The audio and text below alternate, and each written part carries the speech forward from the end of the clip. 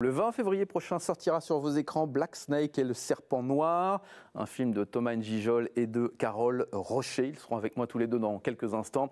L'histoire d'un presque loser en quelque sorte, qui va repartir au pays, qui va se transformer en super-héros, un film complètement déjanté. On va en parler avec eux dans quelques instants, mais d'abord, regardez la bande-annonce. Comment va, papy?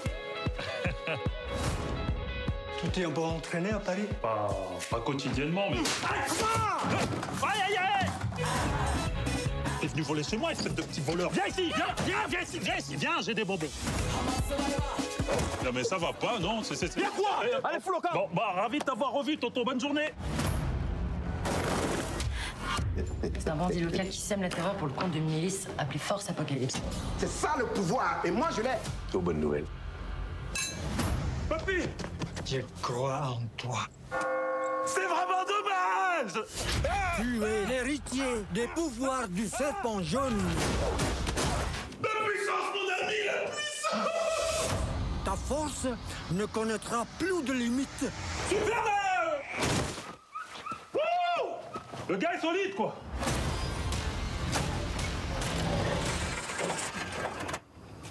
Putain de bagnole! Qui es-tu? Je suis Black Snake! C'est quoi Black Snake? Ça signifie le serpent de couleur noire. Parce que vous voyez en anglais l'adjectif. Ça va, j'ai quand même fait anglais deuxième langue, moi. C'est qui a de pulvérité? Ah ouais, d'accord. Unis, on peut faire quelque chose de grandiose. Non, mais je vous fais un petit massage cardiaque qui va vous permettre de... Vous êtes tombé bien bas, Black Snake. Quand l'ennemi est encore là, Hey! Black Snake se doit de continuer. Toi et moi, on a... Ta gueule! Reste courtois! On peut se foutre sur la gueule, mais dans le respect! Le film sortira le 20 février prochain au cinéma. Il est en présentation dans notre région au Kinépolis à l'Homme ce jeudi soir. Et sur le plateau, il y a Thomas N'Gijol et Carole Rocher. Bonjour à tous les deux. Bonjour. Soyez les bienvenus.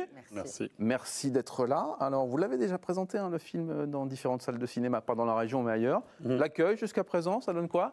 Ça donne un très bon accueil. On est heureux parce que comme je vous le disais, on l'a souvent regardé entre pros. Donc là, être confronté au public, c'est la meilleure des réponses. Et pour le coup, on a eu des salles très joyeuses, très enthousiastes, beaucoup de rires. On était à Lyon hier, à Nantes avant-hier. C'était top. Donc on est très content. On vient en plein de confiance dans votre région. Soyez les bienvenus.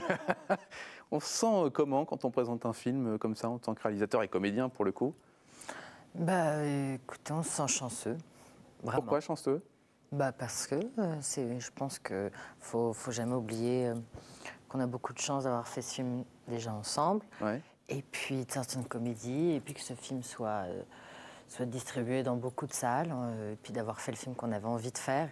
Non, on se sent chanceux, et puis on fait confiance au destin. Voilà. C'est vrai que c'est un peu bizarre de dire chanceux parce qu'on est des acteurs du milieu, mais après, voilà, on n'est pas des enfants de la balle. On s'est construit à travers plein de choses. Donc, à chaque film qui sort, malgré tout, il y a quand même quand on regarde un peu derrière, on se retourne, on se dit waouh, c'est cool quand même. Ouais, donc ouais, il faut pas relativiser quoi. C'est vrai que chaque film. Non, il n'y a pas à rougir. Ça.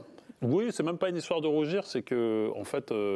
On s'est battu depuis tellement de temps sans rentrer dans le misérabilisme, parce qu'à chaque fois qu'on fait quelque chose, on est content, on est fier. Alors parlons un peu de ce film que vous êtes venu présenter. Vous êtes donc comment vous définir super-héros à un moment, mais avant, pas vraiment? Non, pas vraiment. C'est un anti-héros, c'est un peu un loser magnifique, comme on dit. Ouais.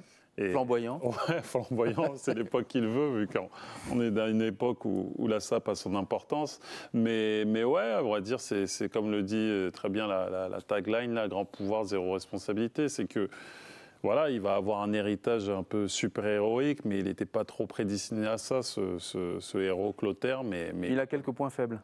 Il a des points faibles, il n'est pas... déjà, c'est un peu bizarre de le dire comme ça, froid, hors comédie. Il est un peu addict, quoi. Il a quelques addictions à l'alcool, à d'autres substances, aux femmes. Voilà, donc il faut qu'il règle tout ça pour endosser sa grande mission de libérer un peuple. À vous, Carole, vous jouez le rôle d'une journaliste. C'est ça. Vous avez pour le coup la tête sur les épaules, vous. Ouais. Elle est très volontaire. Il est comment votre beaucoup de personnage? rêves. Elle est courageuse, et elle est utopiste d'ailleurs, comme le magazine pour lequel elle travaille. Ouais. Et voilà, elle a une grande énergie, beaucoup de confiance en ce monde. Ouais. Alors, on suit évidemment cette aventure. On se retrouve donc en Afrique. Il va donc tenter de libérer le pays sous le joug d'un dictateur. On est dans les années 70, on ne l'a pas précisé, c'est important. Pourquoi vous avez planté le décor dans les années 70 pour ce film ? Parce que, comme le film s'appelle donc la légende du serpent noir, pour faire naître une légende, on avait envie, du moins parce que je n'ai pas écrit tout seul, de le faire naître à une époque, de pas faire naître ce personnage n'importe comment. Et en fait, cette époque était un peu une évidence, quoi. Dans les années 70, il y avait déjà un contexte tellement beau visuellement et politiquement un peu sulfureux. Que c'était chouette, quoi. Il y avait plein de pays d'Afrique qui avaient leur indépendance. En même temps, il y avait toujours le joug post-colonial, occidental qui traînait dans le coin.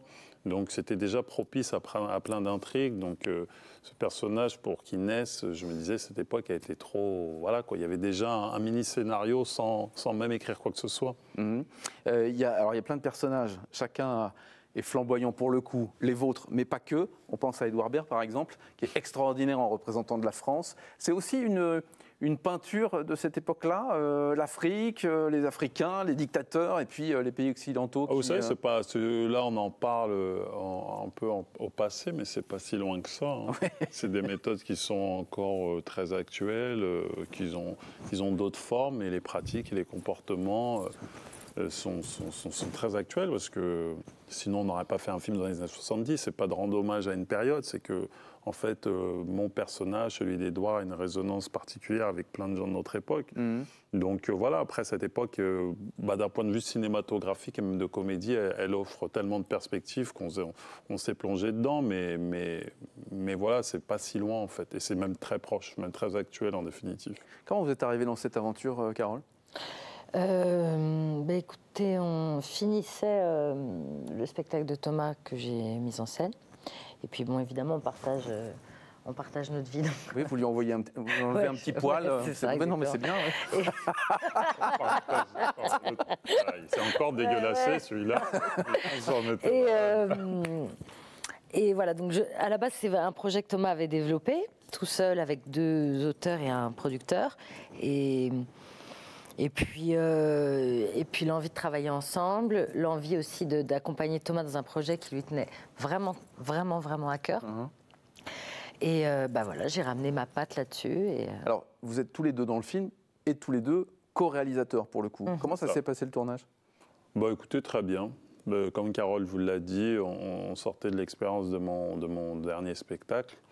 Et en fait, c'est vraiment dans la continuité. Donc voilà, on a adapté un peu le scénario, histoire d'avoir une vision commune, de savoir exactement ce qu'on voulait. Et puis après, ça s'est très bien fait, parce bizarrement, on prend la bonne habitude de travailler un peu en famille. Ce qui fait ça nous met C'est rassurant ?